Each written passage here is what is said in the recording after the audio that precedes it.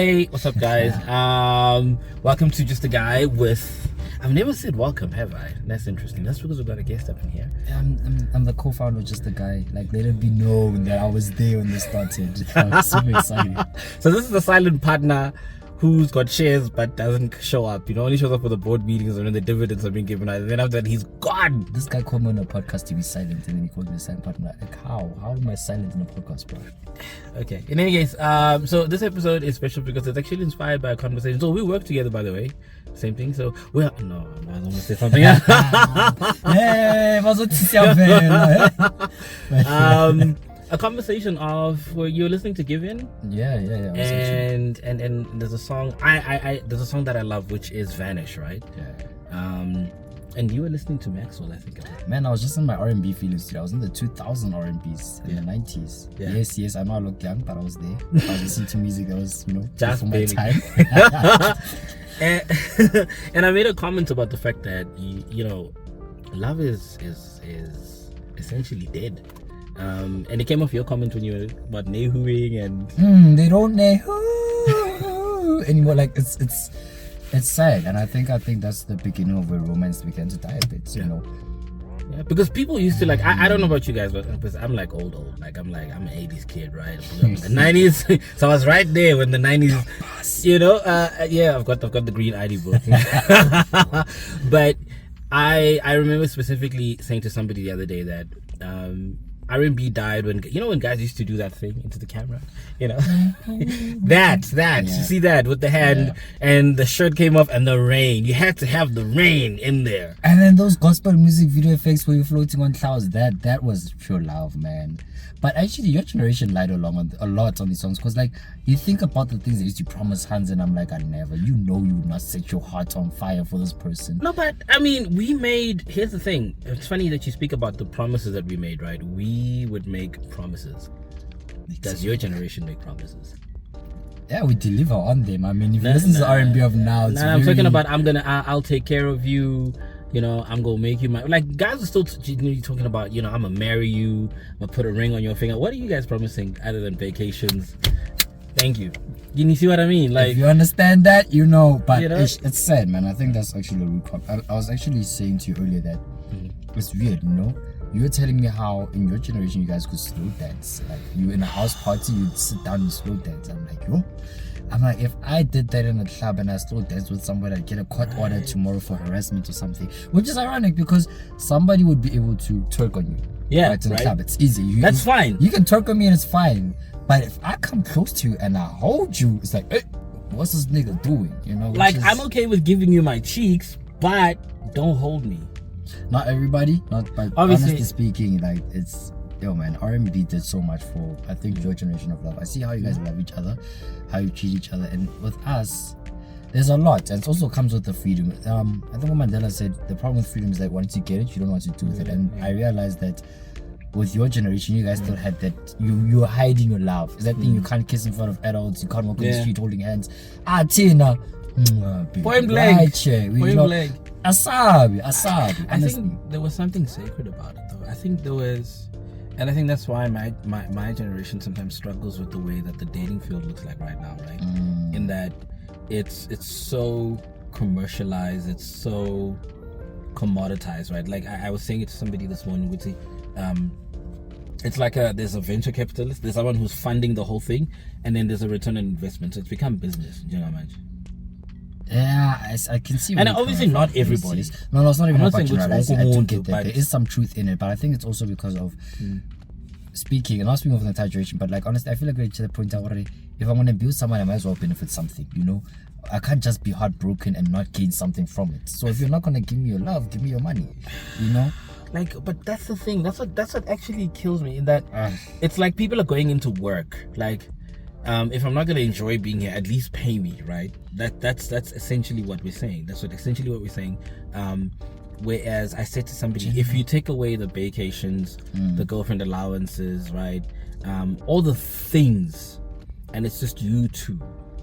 But what have you got? I think the honest truth is, we all want this. We all want that love and everything, but we never really certain about who's the right partner and who's suitable for you at the time.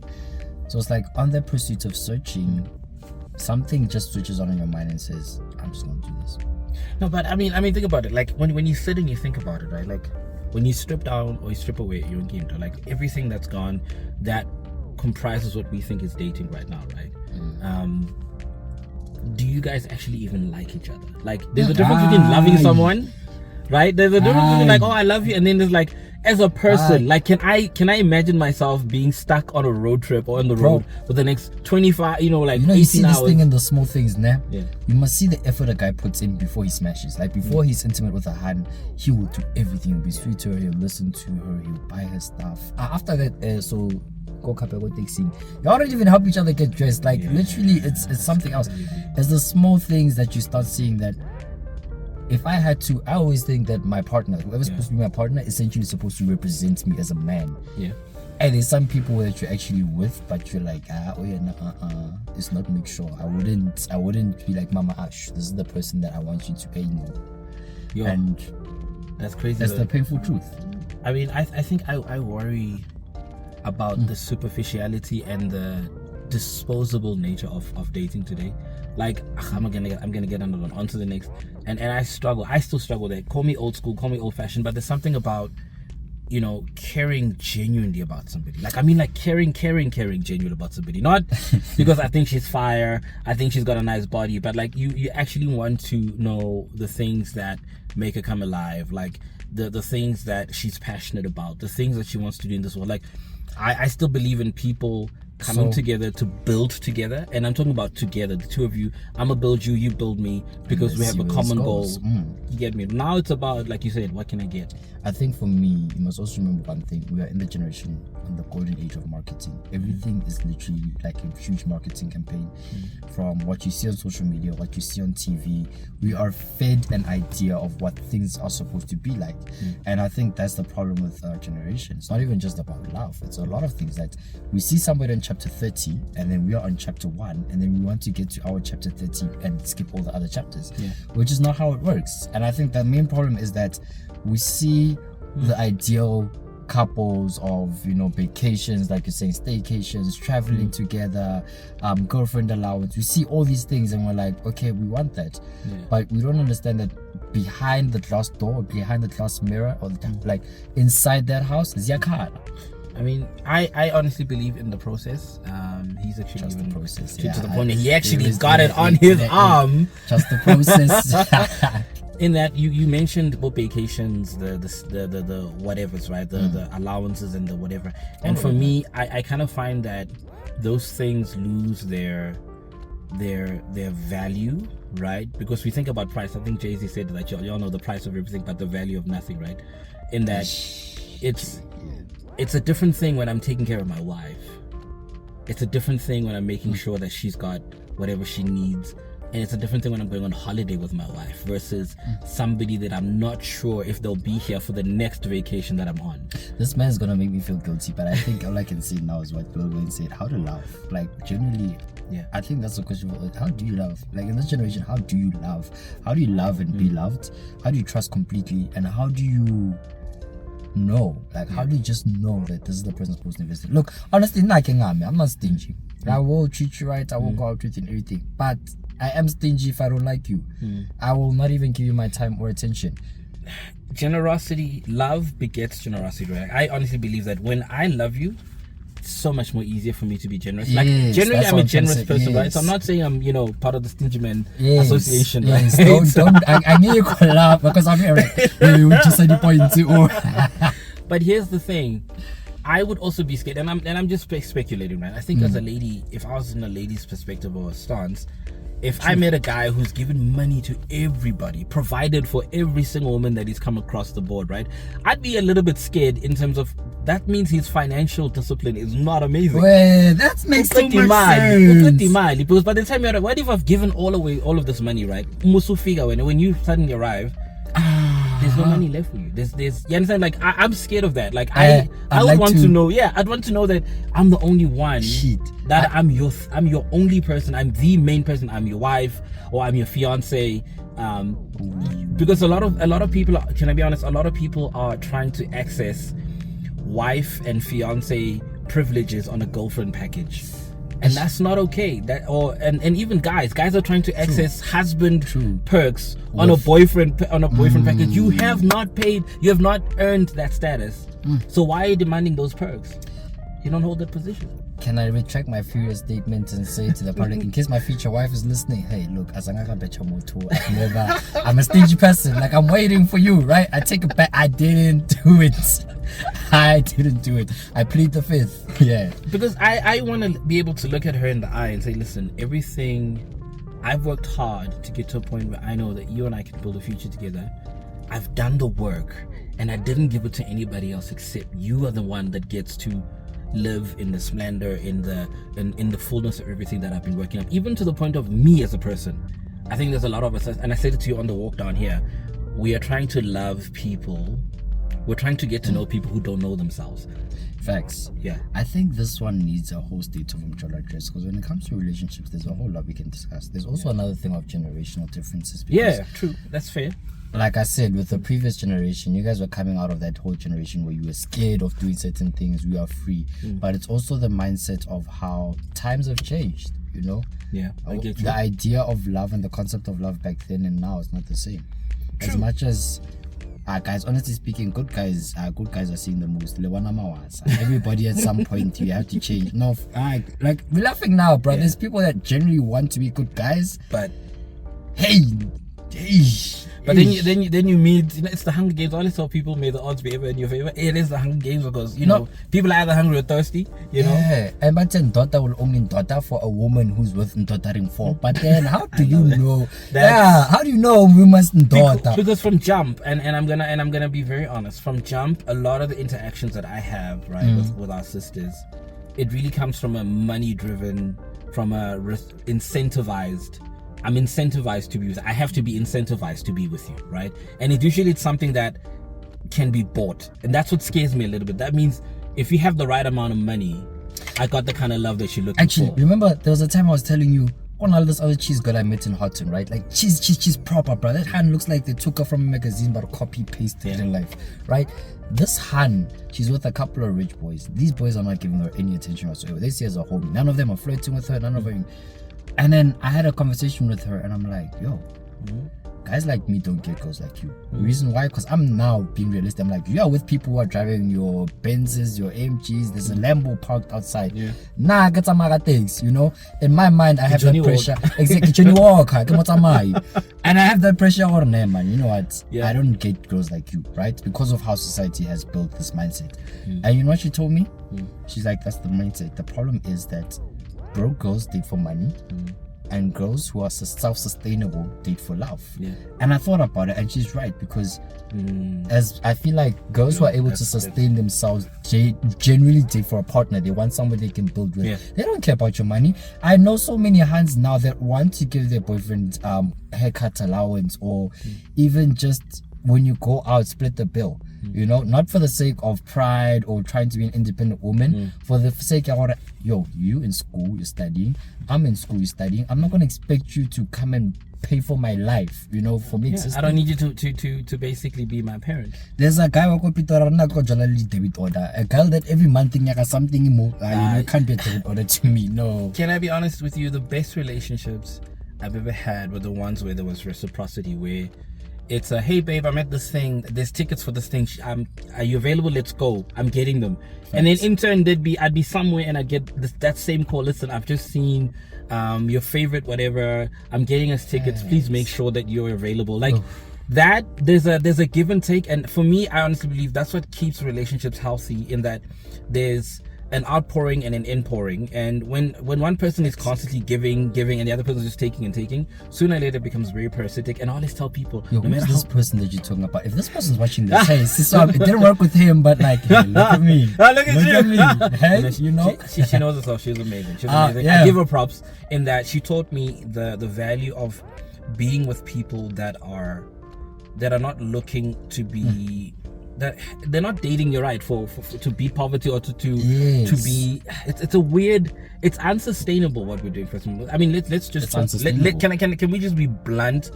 In this economy, right? In this economy, with the way the country's going on right now, don't even have electricity, bro. And you're looking for somebody to bankroll your life, basically. Probably in literal dark times. Like, do you understand that today I was passing through Gandhi Square. I don't even know what it is. That line of where you have to go and apply for jobs, bro. That line took 2 blocks. That's how bad things are right now. Yeah. And can I be honest? No matter how good looking you are as a guy or how good looking you are as a girl, right? Some of you are gonna get taken out of the game by people who are deemed less prettier than you because they're just, we can live with them. Like, you'd be at and I'm not berating anybody that works at a fast food joint or whatever. Like, I love me, but I remember having I was coming back from work one day, minding my own business, and I'm about to order something, and this lady literally, you know, full uniform, and she was just like, "Sabana putunja namhlanje."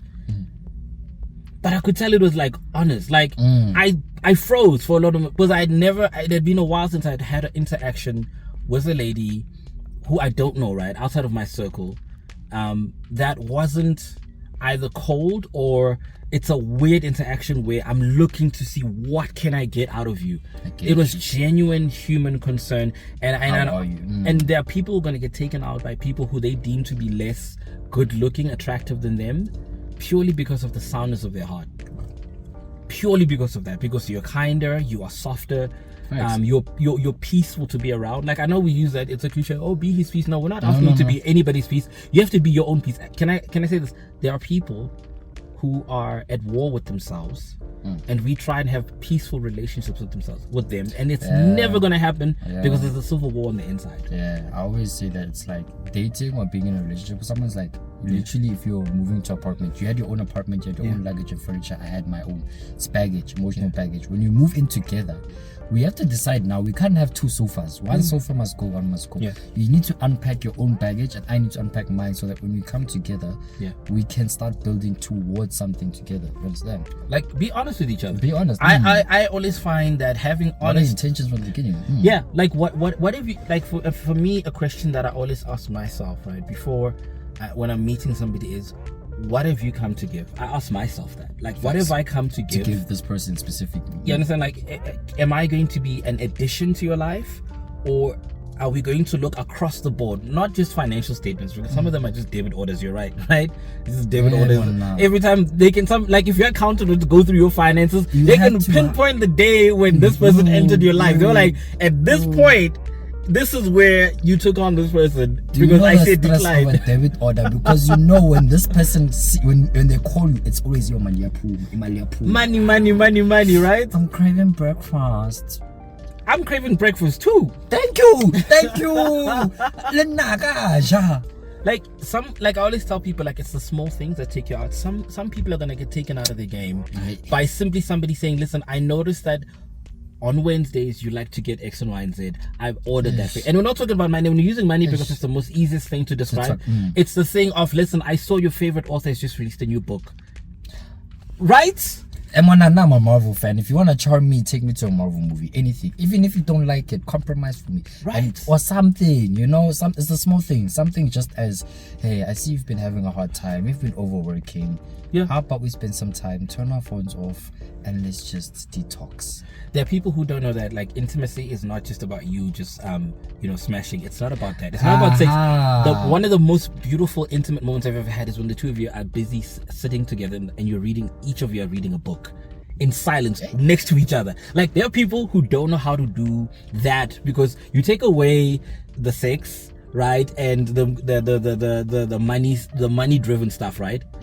Y'all don't know how to be with each other. Like, I need alcohol. I need something. Yeah, man. Why is it? Well, if it's load shedding and everything, there's nothing. People, they can be uncomfortable. There's a couple I know, like, they're not comfortable with each other. It's weird, man. Lockdown showed a lot of people that they actually don't like each other. Like, they really don't like each other. Like, I like you when we're out grooving together, when you're spending, when you are, but when there's silence. I have another story for another day. Look down. Guys, I had stories about people who went to go to their car. They left the house to go eat in the car for 2 hours, but the car's not there. So why are we spending precious time with people and saying things that we don't mean to people who should mean the world to us? Like, and I'm quoting Giveness here. There are a lot of us who are And look, sometimes, and you can't be playing the victim. Some of us, we give people the cheat code to, if you want me to act a certain type of way, do 1, 2, 3, and I will act, right? Because it's all a production, versus I genuinely like you as a person. Like, I remember, somebody saying once that, can you trust the person that you're with, that if something were to happen to you or your family member, right? Like, let's say your mom. Now, I'm not saying you won't look after cousins or anything, but like, if you were to ask this person, listen, yo, something just happened to my mom, I can't get there. Can you quickly go and check on it? Can you trust them that well to be able to go and do that, right? And I'm not saying you have to do it all the time, but that's somebody that would say, listen, babe, I've got it. Don't worry, I will let you know what's wrong. I need you to focus. But sometimes you're focusing on whatever. Yeah. Do you get me? Like, can you trust them? Or the fact that we listen enough to pick up the small things. I remember there's something that I did for somebody, and I'm not going to say what, because they're going to know that it's them, right? But they'd never had a certain thing done for them, right? And I made sure that the next time there's an opportunity for that to happen, I did it, and I went all the way